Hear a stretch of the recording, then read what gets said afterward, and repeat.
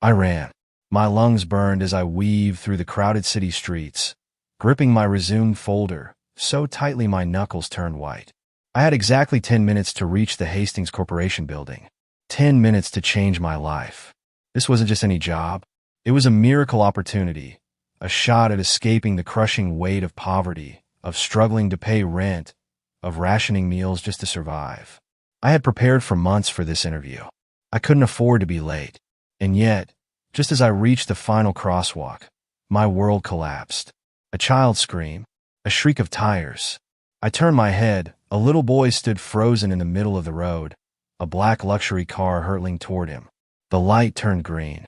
I should have kept running. I should have ignored it. But I couldn't. I made the choice that destroyed my future. I lunged forward, my heart slamming against my ribs.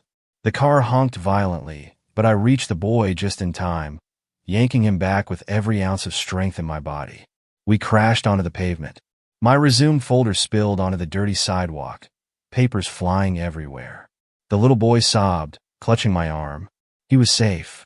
But me? I had just lost everything. Are you okay? I asked, my voice trembling. The little boy sniffled, nodding, his big brown eyes still wide with fear. Then, I heard a woman's voice, a desperate, panicked scream. Nathan! A well-dressed woman ran toward us, her designer heels clicking against the pavement. She dropped to her knees, scooping the little boy into her arms. Oh my God, baby! Are you hurt? He shook his head. She saved me, Mama. Tears pooled in her eyes as she turned to me. You saved my son. But before I could respond, my phone buzzed. Unknown number. I answered, breathless. A clipped, professional voice spoke. Miss Carter, this is Amanda from Hastings Corporation. Your interview slot has ended. We have moved on to the next candidate. My body went cold. No, wait. Please. Click. The line went dead. Everything inside me shattered. I barely heard the woman's voice. Are you okay? She asked, her eyes scanning my face. I stared at my cracked phone screen. The interview was gone. My future was gone. I swallowed hard, my throat dry. I was supposed to be at a job interview. She frowned. Did you miss it because of this? I nodded stiffly, not trusting myself to speak. She hesitated, then reached into her designer bag. Let me at least give you something for what you did. No, my voice was sharp. I didn't do it for money. Her eyes softened. I understand. A pause. Then, quietly, she said something that I wouldn't understand until much later. I won't forget this. I dragged myself home, utterly defeated. This wasn't just a bad day. It was a nightmare. The Hastings job had been my one shot at escaping this never-ending struggle. Now I was back to square one. When my phone buzzed again, I almost didn't answer. But something told me to. Hello. A deep, powerful voice responded. Is this Miss Carter? Yes. My name is James Whitmore. I stiffened. That name, why did it sound familiar? You saved my son's life today, he continued. Nathan's father. And then, he said something that made my heart stop. You lost a job opportunity because of it. That's unacceptable. Starting Monday, you work for me. I gripped my phone, stunned. Work for you? I repeated, my mind racing. Yes, he said smoothly. I own Whitmore Enterprises. I believe in rewarding the right people. Whitmore Enterprises, one of the most powerful companies in the country. I struggled to find my voice. I didn't save Nathan for a reward. There was a pause. Then he chuckled. That's exactly why I'm offering you this. A lump formed in my throat.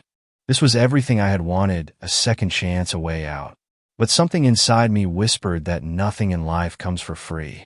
Monday morning, I stepped into Whitmore Enterprises, my heart hammering. The building was intimidating, all sleek glass and steel. Inside, everything smelled like money. Expensive perfumes, designer suits, the quiet hum of absolute power. I felt out of place in my thrift store blazer. A woman approached me. Miss Carter? Yes. Mr. Whitmore is expecting you. She led me through a maze of marble hallways until we reached a massive office. And sitting behind the desk was James Whitmore himself. Tall, imposing, the type of man who controlled the world with a single phone call. Miss Carter, he said smoothly, his piercing gaze locking onto mine. Welcome to my world. From the moment I stepped into the office, I could feel it. I wasn't wanted here. People whispered when I passed. Stares lingered a little too long. And then I started noticing things. My emails were being tampered with. Confidential files appeared on my desk that I never requested. Someone was trying to set me up. Then, one night, I heard footsteps behind me in the parking garage. I turned, and a hand grabbed my wrist. A low voice growled in my ear. "If you think James Whitmore can protect you forever, you're wrong." The next morning, I stormed into James's office. "Someone threatened me," I said, my voice shaking. His expression turned to stone. "Who?" he asked, his tone deadly calm. I swallowed. "I don't know." His jaw clenched. "Miss Carter, let me make something clear." He leaned forward, his voice like cold steel. "You are under my protection, and anyone who dares touch you." His lips curled into something dangerous. "They won't live to regret it." I should have felt safe. James Whitmore was one of the most powerful men in the country. If he said I was under his protection, I should have believed him. But something about the way he said it, the cold, almost dangerous edge in his voice, unsettled me. "What do you mean by that?" I asked hesitantly. His sharp blue eyes studied me, as if deciding how much to say. "I mean," he said slowly, "that people like me don't play fair. And the people trying to get rid of you, they won't either." I swallowed. "So what am I supposed to do?" He leaned back, a smirk playing at his lips. "You fight back, or you let me handle it." The way he said it sent a chill down my spine. Because I knew James Whitmore didn't handle things legally. Things only got worse from there. The whispers turned to glares. My work mysteriously went missing.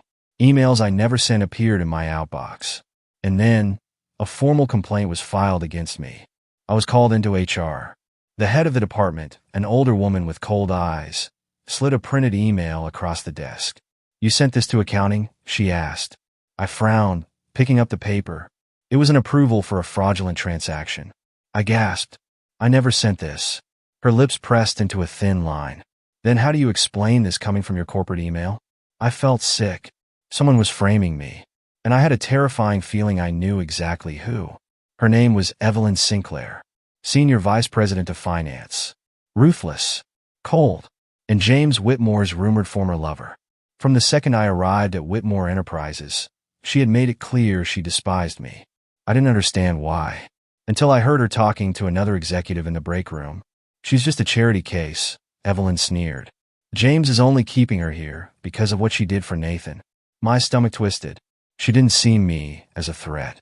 She saw me as a mistake, and she was going to do everything in her power to erase it. That night, I found an envelope on my desk. Inside was a letter and $5,000 in cash. I unfolded the letter, my hands shaking. "Walk away. You don't belong here. Take the money and disappear." My stomach turned. This wasn't just office politics anymore. This was a warning, a final chance to leave before things got worse. And deep down, I knew if I didn't walk away now, I might not get another chance. I stormed into James's office, slamming the envelope onto his desk. Evelyn's tried to buy me out. His expression darkened. Slowly, he picked up the letter, reading it. Then, to my shock, he laughed. "Typical Evelyn," he murmured. "She always did prefer getting rid of problems with money." I clenched my fists. "Are you going to stop her?" He looked at me, something cold and calculating in his gaze. "No." I froze. "What?" He leaned forward. "I want to see what you'll do next." A shiver ran down my spine, because in that moment I realized James Whitmore wasn't just testing my loyalty. He was testing my strength. If Evelyn wanted me gone, she was in for a fight. I marched into the HR department the next morning, demanded a full audit of my email account, and proved the fraudulent email was forged. The complaint against me was dismissed. But Evelyn wasn't done. A week later, security footage of my first meeting with James was leaked. The video showed him offering me the job, without an interview, without any qualifications. The rumors spread like wildfire. James Whitmore's new plaything. She slept her way into the company. She's just his latest obsession. And just like that, my reputation was in ruins. I was humiliated. I wanted to quit, to walk away, and pretend none of this had ever happened. But something inside me refused. I had worked too hard, lost too much. I wouldn't let Evelyn, or anyone else, win. So I did something reckless. I went to James Whitmore's penthouse, and I gave him a choice. Give me real power in this company, I told him, or fire me. His lips curled into a slow, predatory smile. Now, that's what I like to hear. James made me his personal advisor. It was a power move, a statement. I wasn't just some random girl he took pity on anymore. I was his right hand. Evelyn was furious. She confronted me in the boardroom, her voice like ice. You think this changes anything? She hissed. I met her gaze, refusing to back down. I think, I said evenly, that you're running out of ways to get rid of me. Her expression twisted into something dangerous. And in that moment, I knew the real war had just begun. The power shift was instant. The moment James made me his personal advisor, I was no longer just another employee. I was a threat, and Evelyn knew it. The whispers in the office grew louder. The stares became open hostility. Then, I received an anonymous email. Subject: You don't know who you're dealing with. You should have taken the money. You won't get another chance. A chill ran down my spine. This wasn't just office politics anymore. This was war. James's office was unusually quiet when I entered. He was leaning against the window, looking out over the city. Without turning, he spoke. They're going to make a move against you soon. I swallowed. Oh. He glanced at me. The board. My pulse quickened. What do they want? His smirk was humorless. To see you fail. Publicly. I exhaled slowly. So what do we do? He turned fully, his piercing gaze locking onto mine. We make them think they've already won. James had a plan. We leaked false financial reports, small inconsistencies, enough to make the board think they had caught me in a mistake. They pounced. Evelyn called for a formal board meeting, demanding my immediate removal. I sat at the long mahogany table, pretending to look nervous while they tore into me. You were never qualified for this position. You're a liability. This is why James shouldn't make decisions based on emotions. Then, just as they prepared to vote me out, James slid a thick folder across the table. Before you proceed, he said coolly, I suggest you read this. They did, and their faces turned white. The folder contained everything. Every illegal deal, backroom bribe, and fraudulent transaction the board had ever approved. James had been collecting evidence for years. You wanted to get rid of Miss Carter, he said, his voice dangerously smooth. But it seems we have a bigger issue here, don't we? Silence. Then, one by one, the board members backed down. Except Evelyn. She sat stiffly, her face pale, but her eyes burned with hatred. This isn't over, she whispered. I leaned forward, my voice calm but firm. Yes, I said. It is. For the first time since I entered this company, I had won. That night, James invited me to a private dinner. The restaurant was empty, except for us. You did well today, he said, swirling his whiskey. I met his gaze. You already knew the board would lose, didn't you? A slow smirk. Of course. I sighed. So why put me through that? He leaned in slightly, his expression unreadable. Because I needed to see if you could handle this world. His voice lowered. You proved me right. I should have felt victorious. Instead, I felt like I had just crossed a line I couldn't come back from. For a brief moment, things were quiet. The board backed off. My position in the company was solidified. Even Evelyn had gone silent. But something didn't feel right. James noticed. They're waiting, he murmured one evening. They won't attack immediately. But make no mistake, this isn't over. I exhaled, gripping my glass of wine. Then what do we do? He smiled, dark and knowing. We strike first.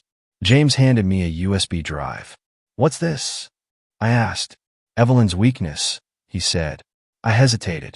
And what exactly do you want me to do with it? He chuckled. That's up to you. I stared at the drive in my hand, my mind racing. If I used it, Evelyn was done.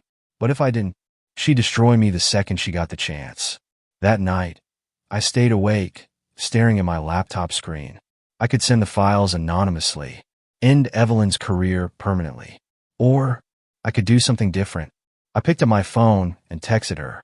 Meet me tomorrow. We need to talk. Evelyn arrived at the coffee shop, looking tense. What do you want? She snapped.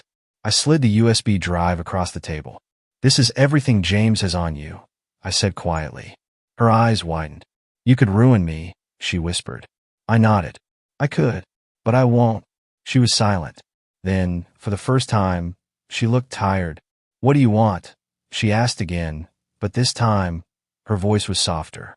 I leaned forward. A truce. Evelyn stared at me for a long moment. Then, slowly, she picked up the USB drive. If you're lying to me, I'll make you regret it, she said. I smiled. Then let's make sure I don't. That day, the war between us ended. But a new one was just beginning. James wasn't happy. You let her go? He asked, his tone sharp. I made peace, I corrected. Evelyn's not the real threat anymore. He exhaled.